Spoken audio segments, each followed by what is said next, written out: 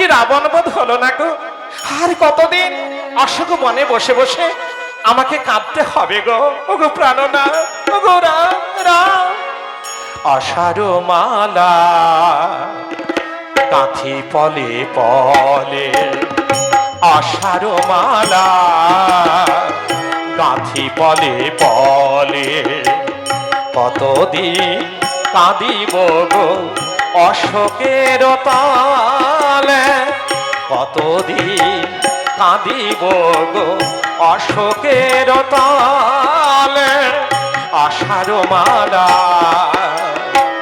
কাঁথি পলে পলে।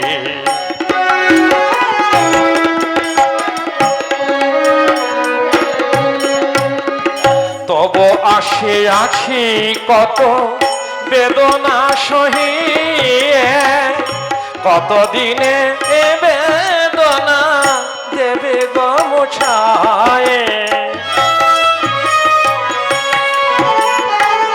তবু আসে আছি কত বেদনা সহিয়ে, কতদিনে এ বেদনা দেবে গো মুছায়ে। কবে পাবো দর্শন ও রাঙা চরণ, কবে পাবো দর্শন ও রাঙা চরণ।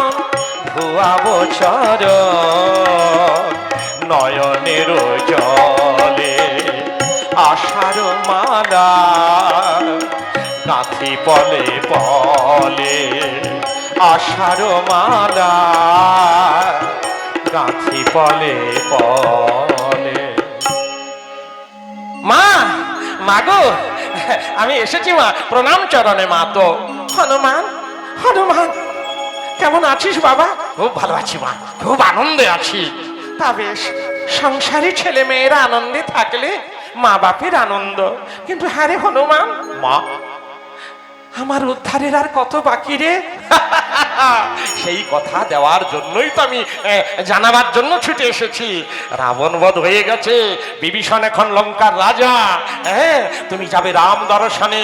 বিভীষণ চতুর্দোলা সাজাচ্ছে, সেই সোনার চতুর্দোলাতে করে তোমাকে নিয়ে যাওয়া হবে রাম দর্শনে। ও মা, তোমাকে অশোক বনে বসে বসে আর কাঁদতে হবে না মা। দীর্ঘ 10 মাস পরে তুমি যাবে রাম দর্শনে। বাবা রামচন্দ্রের বামে গিয়ে দাঁড়াবে, আর আমরা নয়ন ভরে সেই যুগল মূরতি দর্শন করব। বাবা হনুমান, হনুমান কি আনন্দের সংবাদ আমাকে শোনালি বাছা, যেন আমি মৃতদেহে নূতন করে প্রাণ ফিরে পেলাম। আহ কি আনন্দ, কি আনন্দ।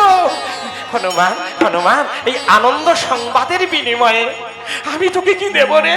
কি এমন দিতে পারি? আমি কি দেব? শোনো বাবা হনুমান, শোন। যে কথা শোনালি হনু